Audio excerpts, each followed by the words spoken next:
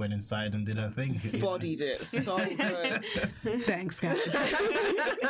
Do you know something? I was actually pretty rude. I did not get to introduce yourselves. So let's scroll back and let's start all over again. Do you want to introduce yourselves? From left to right to left. Right to left. You're right. Okay, go on, sorry. So, my name is Sammy Jo. Okay, soprano, alto, tenor, bass, rap. Alto. Okay. Alto. I'm an alto.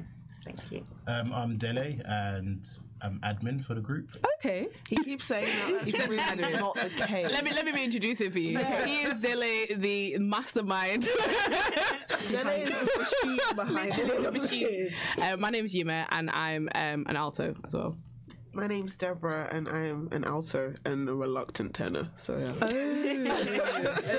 okay. And you may, if I'm correct, you did the lead vocals on this track. I did, yeah. Incredible lead much. vocals, incredible ad-libbing. So let's go back and talk about Perfect Love. This song has been so well embraced. What was your expectation when you released the track? Being a brand new, collective group. I think with any release, you're always a bit apprehensive because you just don't know how it's going to be received by the audience. But I think for us, from our side anyway, we put our heart and soul into it. And obviously, when you're writing from experience, I think it's one of those things that can really relate to the listener. They can really pick up on the fact that it's authentic and it's real. And I think, that coupled with obviously putting it on in an instrumental that's kind of crossover, an instrumental that, you could hear everywhere, I think has really contributed to the way it's been received. Yeah. And what's the story behind the song?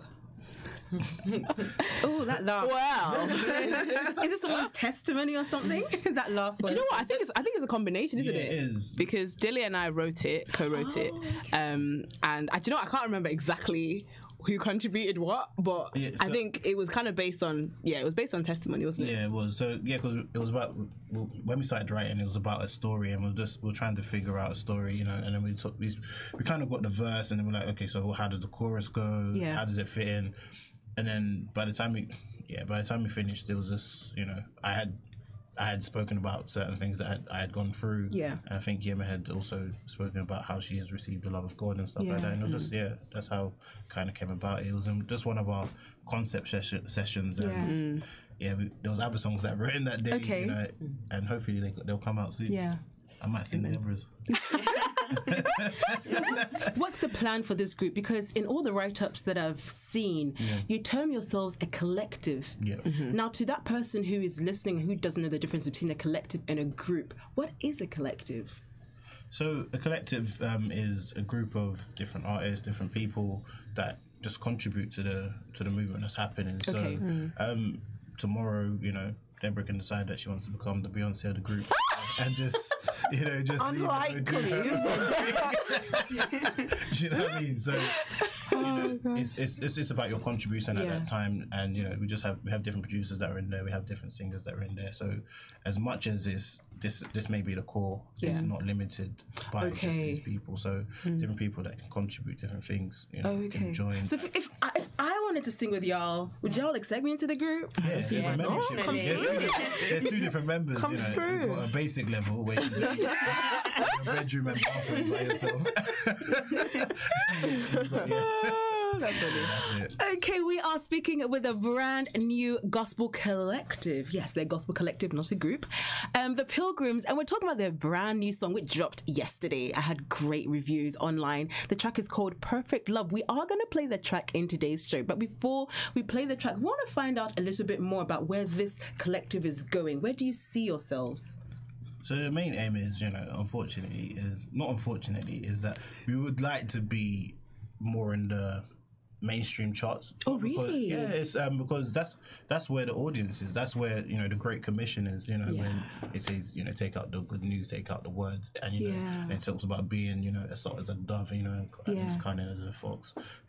It's going out there and bringing back souls. It's not just about empowering the saints or encouraging the saints. I think there's enough people doing that. We believe there's enough people doing that. Even if our song just brings one person to church, that's more than enough. Do you understand? Like it's an investment that's like really paid off. I've had a couple of young artists on the show, and they all seem to have that same mindset. You know, i.e., they're tired of singing to the choir and they want to go out into the world and really reach out to souls out there. But I think that can be quite daunting, because I think the church, in as much as, you know, we cry for revival, we cry for souls to come to church. I don't know whether we are yet at that point where we're willing to really step out of the salt shaker, you know, and be salt and light, because you do come against a lot of criticism. I mean, I remember when Mali music ventured into mainstream, you know, he came against, you know, a whole lot of criticism, and I don't know whether, you know, Christians have received his music as they did in the past.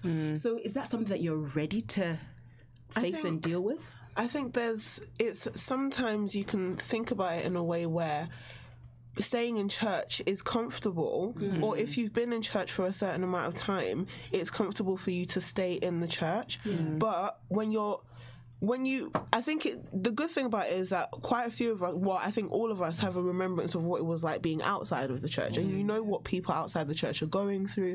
You know that especially in the youth of this nation and the youth in general, they're looking for leaders, they're looking for people that are going to help them and show them the light and show them where it is that they need to be. So I think that the fear of condemnation from other church members or other people within the body, they're not always going to see it at first. But when you're convinced of what it is that you know in your heart, that look, this message that we're taking out is a message that is pure, and it's a message that people outside of the church need, it pales in comparison, you know? I think that it's worth that risk, and it's not necessarily a risk because you're not risking it for yourself, you're risking it for God, really.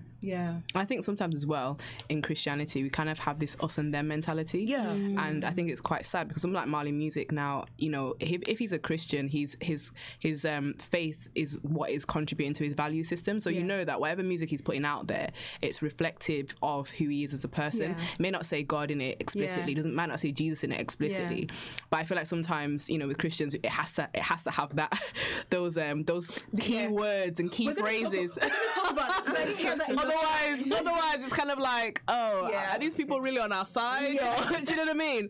And I think that's quite sad because obviously Mali's having such an impact now out there, you know, bringing a message of hope, and so that's what we want to do. I just want to say as well that it's also to do with prayer, because like you said, Mali music, he's sending his music out there, and maybe might not necessarily say God or Jesus, but behind scenes he's probably praying, like this, we pray that as the song goes out, that it will touch people, because God is behind it at the end of the day. So it's prayer is involved as well. What we're doing behind scenes to spread out, because we can't just keep it within the church. I mean, there are people in the church that need help and that they need to hear this, but we all say we want to bring people into Christ, but we now need to go. And I think it's just that leap that we need to just step out and don't be afraid to step out. So. Well, you have heard it from the Pilgrims. They are not afraid to step out of the church and go out into the world and win souls for Christ. We are going to play their brand new track, Perfect Love. So keep your locks right here, Gospel Connect, ABN Radio.